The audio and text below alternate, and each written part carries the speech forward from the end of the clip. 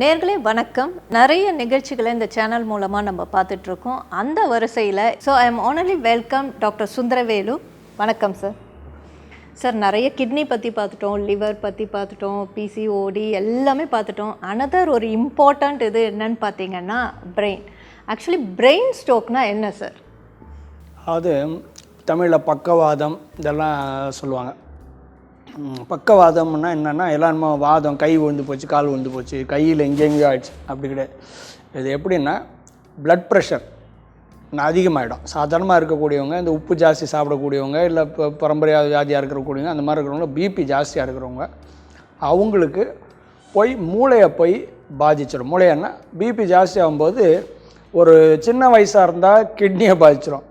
BP ஜாஸ்தி, பிபின்றது எவ்வளோ பெரிய விஷயம் பார்த்துங்க. அதுக்கு மாத்திரை வந்து ₹1.50 மாத்திரை தான் இருக்கும். அது ஒழுங்காக பண்ணலன்னா சின்ன வயசாக இருந்தால் ஒரு 45 வயசுக்குள்ளே 50 வயசுக்குள்ளே இருந்தால் கிட்னியை பாதிச்சிடும். பிபி ஜாஸ்தி ஆச்சுன்னா 200 150 இருந்தால் கிட்னியை பாதிச்சிடும். இல்லைன்னா ஒரு 55 வயசுக்கு மேலே அப்படிலாம் இருந்ததுன்னு போது பிரெயினில் வெசல்ஸ் வந்து வீக்காக இருக்கும். அந்த ஸ்டேஜில் வயசாகிடுது இல்லையா, அந்த நேரத்தில் பிரெயினில் வெசலில் லீக்கேஜ் ஆகிடும். அது இப்போ இன்ஃபாக்ட்னு சொல்லுவாங்க இங்கிலீஷில்.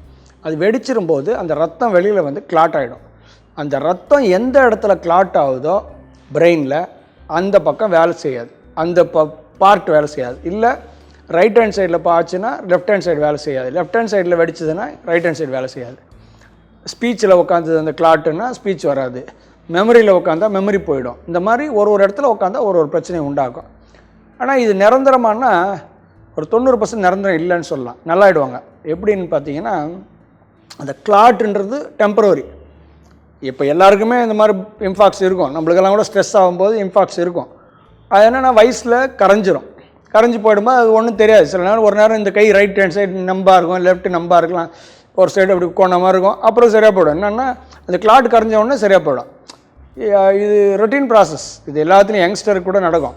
பட் வயசாகும்போது என்னென்னா அந்த கிளாட் கொஞ்சம் பெருசாகவோ இதோ நிரந்தரமாக நின்றும்போது அதுதான் வாதமாகிடும். வாதம்னா வேலை செய்யாத போயிடும். ஆனால் இதை வந்து குணப்படுத்த முடியும். இப்போ நம்ம ஆயுஷ்மான்லாம் போனீங்கன்னா ஒன்ஸ் அகேன் அதுக்கும் நம்ம இசிபி அண்ட் எல்டிடின்னு ஒன்று பண்ணுவோம். அப்புறம் FIR therapy, HTOT, hyper thermic oxygen therapy, அந்த மாதிரி 2-3 காம்பினேஷன் தெரப்பியில் பண்ணும்போது நாங்கள் வந்து நல்லா ஸ்ட்ரெச்சரில் வந்து பேச முடியாமல் நடக்க முடியாமல் வர்றவங்க கூட ஒரு வாரம் 10 நாள் 15 நாள் அருமையாக நடந்து டாட்டா சால்ட்டு பாய் சொல்லி சந்தோஷமாக கார் ஓட்டின்னு போனவங்களாம் பார்ப்போம். நிறைய இன்டர்வியூஸ் இருக்கும், அதெல்லாம் கூட நான் கொடுக்குறேன். So it's all proof. Once again it is all evidence based. Proof of the pudding is in the eating. அது மாதிரி தான். நல்லா ஆச்சுன்னா நல்லா ஆச்சு, நல்லா ஆகிடும். இப்போ 90% 95% சக்ஸஸ் ரேட். அதில் எந்த இதுவும் தோக்காது. அமௌண்ட் அது ரிக்கவரி எவ்வளோ நடக்குதுன்றது எப்படின்னா எவ்வளோ சீக்கிரம் வர்றீங்கன்றதை பொறுத்து தான். ஸ்ட்ரோக் ஆகிட்டு ஒரு 6 மாதம் 3 மாதம் 9 மாதத்துக்குள்ளே வந்தால் recovery can be even 100%. Stroke ஆகிட்டு ஒரு 4 வருஷம் 3 வருஷம் கழிச்சு வரும்போது மேபி 50% 60% ரிக்கவரி இருக்கும். ஆனால் அப்போவும் ரிக்கவரி இருக்கும், நான் பார்த்துருக்குறேன், நல்ல இது இருக்கும். பட் நாங்கள் வந்து ஒரு 6 மாதம் 9 மாதம் வரைக்கும் தான் பருவன்ற தைரியமாக இது பண்ணுவோம். அதுக்கு மேலே percentages will vary, but it works. 100 out of 100 times stroke is treatable assuredly, very nicely we can do it. பெரிய இதெல்லாம் வரும். நாட் ஓன்லி இந்த ஸ்ட்ரோக்குன்றது தான், இட் கேன் பி ஸ்டெம் இன்ஃபாக்ட்டு. உடம்புல எங்கே பிளாக் இருந்தாலும் எடுத்துடலாம். அந்த பிளாக் எடுத்துச்சுன்னா அந்த இடம் நல்லாயிடும். பிளட் ஃப்ளோ ரெகுலரைஸ் ஆகிடுச்சுனாவே நல்லாயிடும். ஸோ அப்படி தான் இது ஒர்க் பண்ணுறது. கண்டிப்பாக டாக்டர். இப்போ பார்த்தீங்கன்னா பிரெயின் பக்கவாதம் அப்படின்னு சொன்னீங்க, அதோடைய அறிகுறிகள் என்ன இருக்கும்? High BP. நம்ம ஆளுங்க என்ன பண்ணுவாங்கன்னா சுகருக்கு மருந்து ஒழுங்காக போட்டுக்குவாங்க, வேறு இதுக்கெல்லாம் ஒழுங்காக பண்ணிக்குவாங்க. ஆனால் இந்த பிபியை மட்டும் இக்னோர் பண்ணுவாங்க. ஏன்னா அது பெருசாக ஒரு சிம்டம்லாம் காட்டாது, ஒரு மாதிரி மயக்க தள்ளுற மாதிரி இருக்கும், அப்படியே அட்ஜஸ்ட் பண்ணி போயிடுவாங்க. பட் ஆக்சுவலாக அது ரொம்ப தப்பு. பிபியை இக்னோரே பண்ணக்கூடாது. பிபி வந்து நவீன மருத்துவத்திலே மருந்து சாப்பிட்லாம், ஒன்றும் தப்பு இல்லை. ஆனால் அதை மேனேஜ் பண்ணணும் ப்ராப்பராக. இப்போ உங்கள் டாக்டர் சொல்லியிருப்பார் ஒழுங்காக காத்தால ஒன்று போட்டுக்கோ, ராத்திரி ஒன்று போட்டுக்கோன்னு சொல்லியிருப்பார். இவங்க என்ன பண்ணுவாங்க, அதை மட்டும் விட்டுட்டு காத்தால எழுந்தி காத்திக்கிட்டு இருப்பாங்க. காத்துனா ஒரு இது பெரும்பாலும் பார்த்தீங்கன்னா ஒரு 4:30 மணிலேருந்து காத்தால 10-11 மணி வரைக்கும் தான் இந்த ஸ்ட்ரோக்கே வரும். என்னென்னா எப்பவுமே பிபி வந்து அட் த மார்னிங் செஷனில் it will be high. So அதுதான் இதோட. எத்தனை நாளைக்கு ஒரு வாட்டி நம்ம பிபி செக் பண்ணணும்? அதாவது எல்லாரும் எல்லான்றது கிடையாது. 40 வயசுக்கு மேலே போச்சுனாவே எல்லோரும் பிபி செக் பண்ணிக்கிறது. வீட்லேயே ஒரு பிபி அப்பரேட்டஸ் வாங்கி இப்போல்லாம் 1000 ரூபா 1500 கிடைக்குது, நல்ல குவாலிட்டியான அப்பரேட்டஸ். அதை வாங்கி வச்சுக்கிட்டிங்கன்னா எப்போனா உங்களுக்கு சந்தேகமாக இருக்குன்னா பார்த்துக்கிறது தப்பு ஒன்றும் கிடையாது. செல்ஃப் வைத்தியம் இல்லை, ஒரு டாக்டர்கிட்ட போகும்போது தான் பண்ணணும். பட் பிபி இதெல்லாம் வந்து சுகர் இதெல்லாம் செக் பண்ணுறதுல வந்து தப்பு கிடையாது. யாருக்கு அந்த மாதிரி ப்ரோன் இருக்குன்னா அப்போது மாத்திரை சாப்பிட்றோம், நம்ம கட்ரவல் ஆகலை ஒரு மாதிரி இருக்குன்னா உடனே பார்த்துக்கிறது தப்பு இல்லை. இதுக்கெல்லாம் ஒரு கால இன்டர்வியூலாம் இல்லை.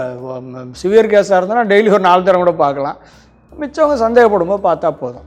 அது கடைக்கு ஹாஸ்பிட்டல் டாக்டர்கிட்ட தான் போகணும் இல்லை, வீட்லேயே கூட பார்த்துக்கலாம். இப்போல்லாம் மிஷின் வந்துடுச்சு. பார்த்தீங்கன்னா சொல்லும் ஒரு 130 80 வரைக்கும் பரவாயில்ல, 140 80 வரைக்கும் கூட பரவாயில்ல. அதுக்கு மேலே போச்சுன்னா நீங்கள் உடனே ஒரு டாக்டர்கிட்ட போய் பார்த்து எனக்கு இது மாதிரி இருக்குது இது மாதிரி இருக்குன்னா அவர் பார்த்து சொல்லுவார். அதுக்கப்புறம் மருத்துவம் எடுத்துக்கலாம். டாக்டர் இப்போ பார்த்தீங்கன்னா இந்த பிரெயின் ஸ்ட்ரோக் பற்றி பேசிகிட்ருக்கோம். ஸோ இதில் வந்து டஃப்பான ஒரு பேஷண்ட் நம்ம ஆயுஷ்மானில் வந்து ஏதாச்சும் நீங்கள் சக்ஸஸ் கொடுத்து அந்த ஒரு எக்ஸாம்பிள் ஏதாச்சும் எங்களுக்கு சொல்லுங்கள். நிறைய வருங்க இந்த மாதிரி. இது ஏன்னா இது எல்லாமே டஃப்பாக தான் தெரியும். ஏன்னா வரும்போது இப்போ பிரெயின் டியூமர் ஆப்ரேஷன் பண்ணியிருப்பாங்க, மூச்சு பேச்சு இல்லாமல் இருப்பார், அசைவு இல்லாமல் இருப்பார், இல்லை அப்படி கண்ணு பார்த்துக்கிட்டு இருப்பாருங்களா இருக்கும். அப்போ எங்ககிட்ட கேட்பாங்க, அங்கே அறுவை சிகிச்சைலாம் பண்ணிகிட்டு இருப்பாங்க. பட் நம்ம என்ன பண்ணுறது, அந்த நேரத்தில் என்ன பண்ண முடியும்? சரி வாங்கன்னுவோம். ஏன்னா அவங்களும் வந்து நீங்கள் வீட்டுக்கிட்டு போய்டுங்கன்னு இருப்பாங்க, வந்திருப்பாங்க. நான் பார்த்துருக்குறேன். நான் வேணால் வீடியோ கூட ஷேர் பண்ணுறேன் பாருங்கள். அவ்வளோ நல்லாயிருக்கும். அவ்வளோ நல்லா பண்ணி ஒரு வாரத்துலலாம் அவர் எழுந்து நடக்க ஆரம்பித்து, அப்புறம் ட்ரீட்மெண்ட்டுக்கு உள்ளே நடக்கிற ட்ரீட்மெண்ட் அவரே நடந்து போய், அப்புறம் கடைசியாக போகும்போது ஃபைனலாக பாய் பாய்ன்னு சொல்லிட்டு டாட்டா காமிச்சிட்டு போகிறதெல்லாம் பார்ப்போம் நம்ம. அதே மாதிரி ஒருத்தர் வருவார், கையெல்லாம் ஆடிட்டு நடக்கிட்டு வருவார்.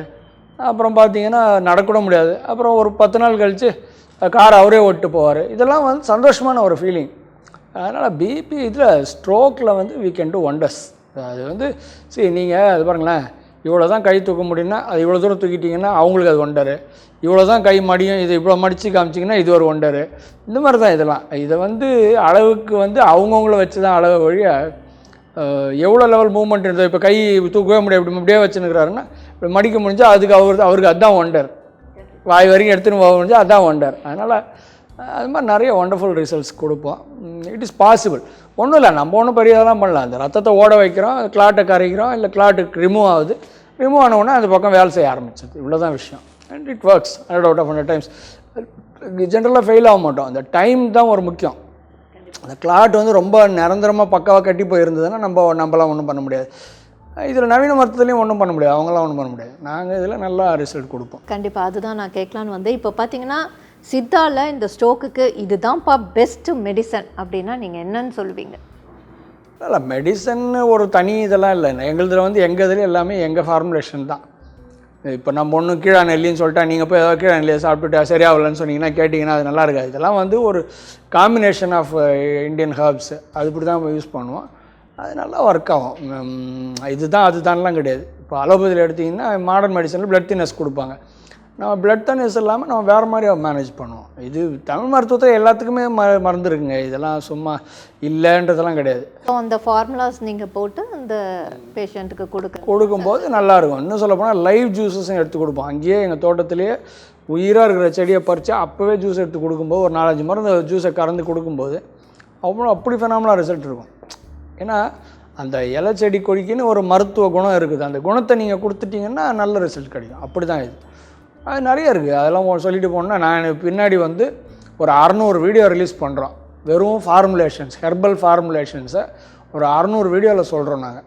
அடுத்து வரப்போகுது. அது வரும்போது உங்களுக்கு நீங்கள் இந்த இதுக்கெல்லாம் மருந்து நீங்களே வீட்டில் கூட செஞ்சு சாப்பிட்லாமா இருக்கும். அந்தளவுக்கு ஈஸியாக சொல்ல போகிறோம். ஆயுஷ்மான்லேயே நாங்களே இது பண்ணி உங்களுக்கெல்லாம் சொல்ல போகிறோம். ஆயுஷ்மான் சேனல்லே வரும். நேர்களே இந்த நிகழ்ச்சியை பார்த்துருப்பீங்க, உங்களுக்கு பயனுள்ளதாக இருக்கும்னு நம்புகிறோம். ஸோ அடுத்த ஒரு எபிசோடில் வேறு ஒரு இதில் நான் உங்களை மீட் பண்ணுறேன். நன்றி, வணக்கம். என்ன நேர்களே இந்த நிகழ்ச்சியை பார்த்துருப்பீங்க, பயனுள்ளதாக கண்டிப்பாக இருக்கும்னு நம்புகிறோம்.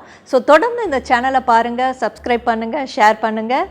மீண்டும் ஒரு எபிசோடில் உங்களை சந்திக்கிறேன். நன்றி, வணக்கம்.